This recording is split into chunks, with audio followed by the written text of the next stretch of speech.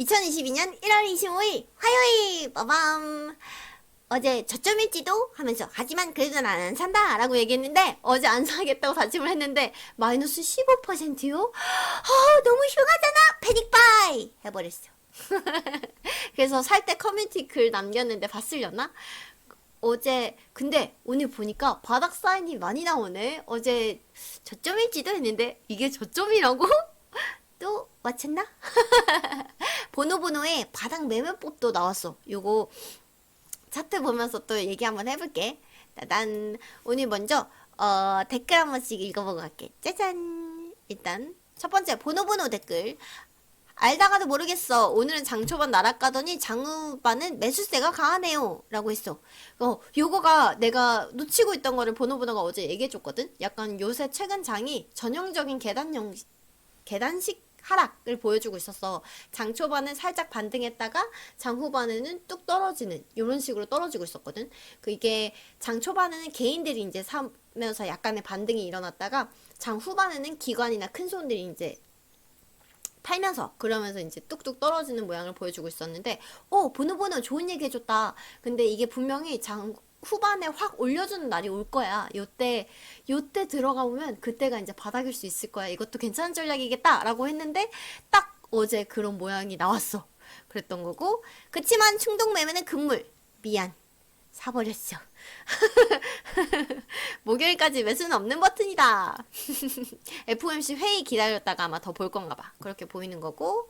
그리고 저도 특큐 0이 나 너무 부러워. 저도 특큐 QQ 1차 신규 매수하고 그냥 잠들었는데 일어나 보니 그래도 다행인 거죠. 그래도 방심은 노노. 특큐 QQ 1차 신규 매수를 어제 들어가셨어요. 너무 부럽다 진짜. 근데 이게 진짜 재밌는 게 뭔지 알아? 여기 자동 답글 보여? 축하드립니다. 잘하셨습니다. 다행이네요. 뭔가 해주고 싶은 얘기를 얘네가 다 해줬어. 축하해, 잘했다. 와, 너무 부러워. 그런 거고. 건우 오늘은 자느라 놓쳤고 FOMC 발표 직전에 구글 매수하려고요. 그때 또 속이진 않겠죠? FOMC 발표 직전에 개별주 하는구나. 나는 개별주는 잘 못하겠어서 잘 모르겠어. 나는 ETF만 본다. 3배로. 리먼 사태 이후 역대급 사건인데 진짜 이렇게 하락폭 크게 나올 줄이야. 어제 마이너스 15% 뜨는 거 보고 정말 무서워 사야지 라고 하고 샀어. 크리스피티 엉엉 졸려서 바닥 예상하고 걸고 잤는데 매수 실패. 나도 많이 당했지. 지정가 딱 지정해놓고 봤는데 분명히 왔다 갔거나 아니면 굉장히 근접해서 왔는데 나는 못 사고 그렇게 가는 경우가 많았어서 요새는 그냥 예상이 되면 그냥 깨어있다가 근접해 왔을 때 그냥 시장가로 띠딕 사는 편이지. 어제도 그렇게 샀어. 그래서 새벽 3시에 잤던가? 쌍디팝하고 나스닥 선물 지금 다시 패대기 치는 중. 오늘 밤 미장 피바다일 것 같음 이라고 얘기하는데 아니 내 생각은 달라. 어제가 바닥이었고 오늘 그런 또 피바다가 나온다? 아닐 것 같아. 이따가 차트 보면서 이건 또 조금 더 얘기할게. 그리고 애니 공감이요. 크크. 저도 참지 못하고 불줄 매수했어요. 반가워요. 근데 나 영어 이름 애니인데 난가? 그런 거고 요 정도 댓글 보면 될 것 같고 차트 이제 한번 봐보러 갈게. 내가 지금 위에 달려있으니까 밑으로 다시 쭉 내려가고 오늘 차트 이제 또 2015년도랑 한번 비교를 해볼 거야. 어제 패닉바이를 했던 이유가 또 그거에 있거든. 왜 2015년도랑 비교해? 2015년도가 지금이랑 좀 비슷해. 중국 버블이 붕괴되고 테이퍼링 시작됐을 때 무빙이었는데 지금 무빙이 그때랑 비슷하거든. 그래서 MDD부터 보면 짠! 쭉 당겨보면 2015년도 요때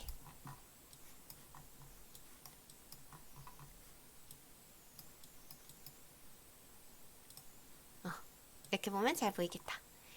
이렇게 이제 움직였던 거고 어제 이제 올린 영상에서도 이 정도 오면은 지금 반등 포인트인 것 같아.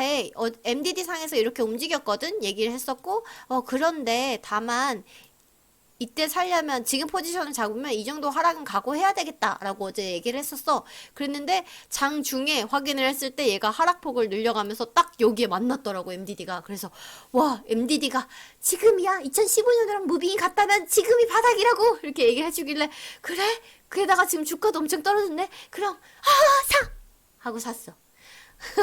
그래서 지금 남은 자산 30% 중에서 10%를 어제 그렇게 샀던 거고, 일단 2015년도랑 그래서 여러 가지 상황이 비슷하기 때문에 요때를 이제 기반으로 해가지고 지금 같이 참고해서 최근의 무빙을 보면서 조심스럽게 이제 예상을 해가고 있는데, 이렇게 봤을 때 어제가 이제 MDD로 봤을 때 일단 바닥이었다 하고 MDD가 이제 바닥 사인을 진짜로 줬어.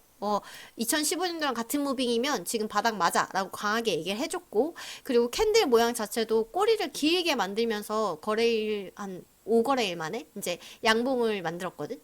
이렇게 이제 움직이면서 바닥을 다져가는 모습을 보인다. 캔들상에서도 그랬고, 그리고 또 보였던 게 볼륨, 거래량 봤을 때 잘 보이려나?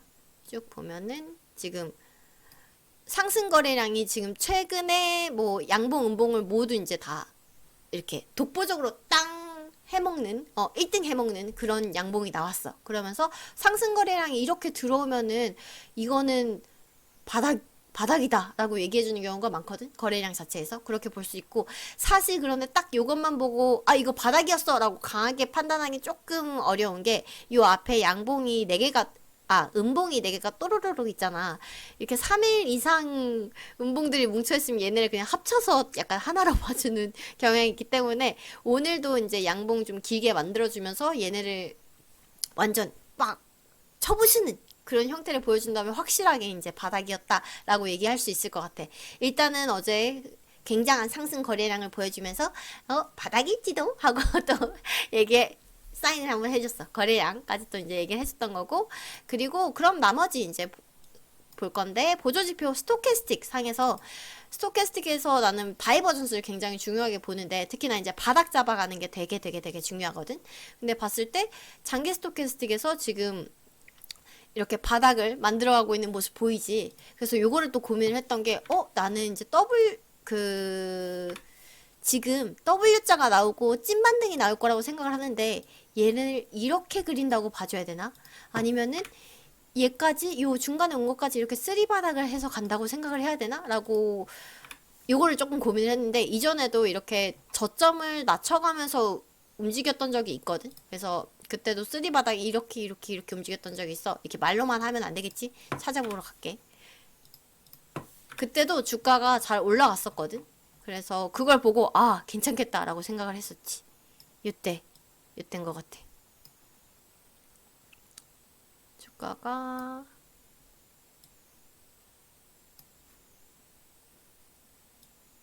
요때다. 이때가 저점을 장기 스토크씩 이렇게 내려갔다가 올리면서 이제 주가 다시 잘 올라가는 모습이 이렇게 보여줬었거든. 이걸 보면서 저점을 낮춰가는 W를 그린다고 해도 장기 스토캐스틱이 아래에서부터 이제 올라오기 시작하면은 충분히 이제 상승 여력이 있구나라고 판단을 해서 요 정도면은 장기 스토캐스틱에서도 이제 바닥이지롱 하고 얘기해 주는 거구나 싶었고, 중기 스토캐스틱 상에서도 지금 쌍바닥 만들어가면서, 중기 스토캐스틱에서 쌍바닥을 만들어줘야지 확실하게 장기 스토캐스틱에서 딱 바닥을 만들어줄 수 있거든. 그래서 얘도 쌍바닥 여기서 이제 완성해가는 모습 보여주고 있으면서, 이제 스토캐스틱들이 이제 찡긋찡긋 바닥이지롱 얘기해주고 있고, 그리고 여기 단기 KDJ 보면은 얘는 이미 쌍바닥을 확실하게 이제 W를 만들었지. 그렇게 해서 이제 얘네를 스토캐스틱이 바닥이야 라고 얘기해주는 사인이 또 있어. 그렇게 얘기해 볼 수 있고, 그렇다면 나머지 또 보면은 RSI 같은 경우에는 근데 좀 늦거든. RSI 같은 경우에는 조금 더 신중하게 준다고 해야 되나? 약간 사인이 느린데, 얘 같은 경우에는 아직은 그런 사인 주고 있지 않아. 오실레이터랑 확실하게 좀 떨어져가지고 요거 갭을 좁히는 모양도 없이 그냥 아직은 하락하고 있다라고 얘기를 해주고 있고, RSI 같은 경우에서도 다이버전스에서 이제 쌍바닥이 만들어줬으면 좋겠는데 아직 쌍바닥 만들어주는 건 없고 침체해서 일단 바닥 하나는 만들었어. 그래서 이후에 이제 얘도 쌍바닥 한 번 더 바닥을 만들어주는 모습을 보여준다라고 하면은, 이렇게 저점 높여가주는 바닥이 제일 보기 좋고, 그렇게 한다라고 하면은 확실하게 이제 모든 보조지표들이 왕 바닥 만들었어 사라고 얘기해주는 때가 돼서, 사실 시즌2에서는 요런 기회까지 기다리려고 했었어. 그리고 주가도 판단해가지고 이 정도 주가에서는 충분히 살만하다라고 판단될 때 살려고 했는데, 어제 너무 많이 떨어져서 살 수밖에 없었어. 그리고 DMI 상에서도 아직은 지금 무빙 봤을 때 특별하게 사인을 주고 있지 않은데, 이제 매도세가 조금 떨어지고 매도하는 힘이 좀 떨어지고 ADX가 이대로 쭉 치솟아 준다면은 얘네가 이제 역전을 하면서 아 바닥이니까 사라고 한 번 더 시끄럽게 떠들어주는 계기가 될 수는 있을 것 같거든. 그래서 보조지표적으로 봤을 때 전부 다 합창해가지고 바닥이야 라고 아직 외치고 있진 않지만 충분히 바닥이라고 판단할 만한 근거들이 많이 나왔고 어제 주가도 굉장히 많이 떨어졌고 그래서 패닉 바이를 했고 그리고 그러면 어떻게 움직일 것 같은데 이제는 오늘 한번 봐보면 일단 여기서 다시 봐볼게. 그래서 일단 바닥이라고 판단할 수 있는 보조지표들 사인들 살펴봤고 그럼 이후에 무빙은 어떻게 될 것 같아? 선물 지금 떨어지니까 나스닥도 개정하면 피바다일 것 같은데 라고 얘기를 해줬잖아. 근데 나는 그렇게 생각하지 않는 게 일단은 2015년도 무빙 한번 더 보고 올게. 그 전에 여기 한번 봐줄래? 지금 최근에 이제 움직였던 캔들의 허리랑 이제 바디의 바닥 여기를 지금 네모로 이렇게 표시해 놨거든. 나는 여기를 지지하면서 오늘 움직일 것 같아가지고 지금 이렇게 표시를 해놨는데 이렇게 표시한 근거는 2015년도에 또 있어. 짠.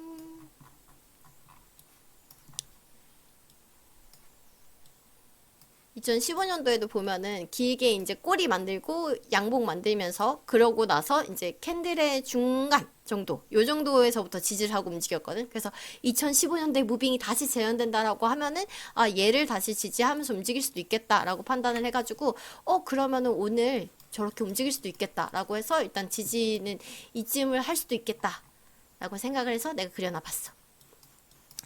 그래서 어제가 이제 바닥이었고 오늘 움직인다라고 하면은 이제 53.1달러쯤 여기 해가지고 좀 러프하게 잡았거든. 구간 크게 잡아서 여기를 지지하면서 움직이지 않을까라고 생각을 해보게 되는 거고 그리고 지금이 바닥이라고 판단할 수 있는 게 하나가 더 있어. 추세를 봤을 때 그런 건데 그건 또 무슨 소리야 라고 한다면 2022년도에는 진폭을 늘려서 우상향하는 채널을 그려갈 것 같아 라고 내가 얘기를 했고 지금도 생각이 그렇거든. 그럼 그렇게 봤을 때 지금 이제 추세선 쭉 내려와서 요 정도에서 이제 또 그려간다 라고 하면은 지금 거의 진폭이 2배로 늘어났거든.